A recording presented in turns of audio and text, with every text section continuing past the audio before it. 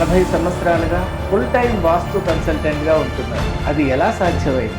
ఉచారి లాంటి దరిద్రం అనుభవించి ప్రతి ప్రొఫెషన్ ఇస్ బిజినెస్. ప్రతి బిజినెస్లో ఒక అబద్ధం అంటూ చెప్పాలి. నాకు దేవుడు అలాంటి అవకాశం ఇచ్చాడు. ఎన్నో ఇళ్లకు వెళ్ళారు, అనేక రకాలైనటువంటి సలహాలు అలాగే పరిష్కారాలు ఇచ్చారు. మీరు ఇచ్చిన వాళ్ళంతా కూడా బాగుపడ్డట్టుగా మీరు భావిస్తున్నారు. వాస్తు అంటే ఏమైపోయిందంటే ఆగ్నేయంలో వంట రూమ్, నైరుతిలో మాస్టర్ బెడ్రూమ్, ఈశాన్యంలో పూజ. ఇదే వాస్తు. పిల్లలకు కానీ విద్యార్థులకు కానీ మనం ఇంట్లో ఎటువంటి రూమ్ను కేటాయించడం మంచిదంటారు? నైరుతిలో దోషం ఉంది, ఈశాన్యం కట్టుంది, వాడు చదువుకోమని చదువు. ప్లాట్ ఉంటుంది, మనం ఫ్లాట్ దాంట్లో ఏదో ఒక పర్టికులర్ ఫ్లాట్ మనం తీసుకుంటాం, కాంపౌండ్ మాత్రం సరిగా లేదు అంటే మరి దానివల్ల ఏమన్నా దోషం?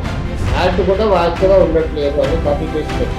అంటే ఇప్పుడు వాస్తు అంటే ఏంటి? డబ్బులతో చాలా జబ్బులు ఉన్నాయి. ఓకే, డబ్బు ఉంది కాబట్టి జబ్బులు నయం చేసుకోవచ్చు. అన్నదమ్ముల మధ్య, అన్నా చెల్లెళ్ళ మధ్య మనస్పర్ధలు చాలా ఎక్కువగా వస్తున్నాయి. ఇంకా ఏమైనా వాస్తు సంబంధితమైనటువంటి విషయం? అందరూ ఉండి ఏం లేని వాళ్ళగా అయిపోతారు. ఉత్తమ చూపు కాబట్టి రాలిపోతారు.